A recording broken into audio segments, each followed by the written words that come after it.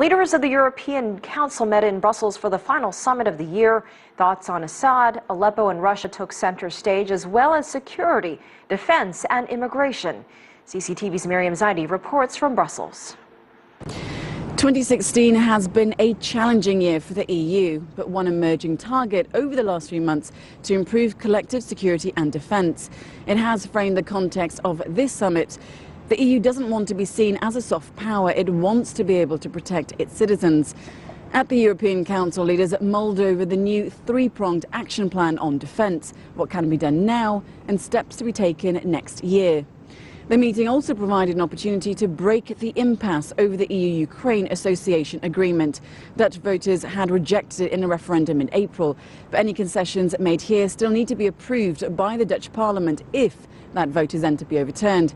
Leaders did, though, reach one agreement, a 6-month extension of EU sanctions on Russia. The French President François Hollande called the final assault on the last remaining rebel-held areas of Aleppo by the Assad-led Syrian government and its allies, namely Russia and Iran, a massacre.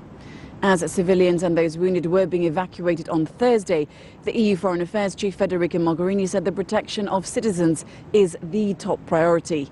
Meanwhile, British Prime Minister Theresa May is doing her best to ensure the UK has a place at the table. Maybe not quite literally. The EU leaders will discuss Brexit at dinner on Thursday night without the Prime Minister in attendance. May says she's okay with not being included. Officials acknowledge that there's plenty of things that the European Union still needs to discuss ahead of Britain's formal exit from the EU starting next year. Miriam Zaidi, Brussels.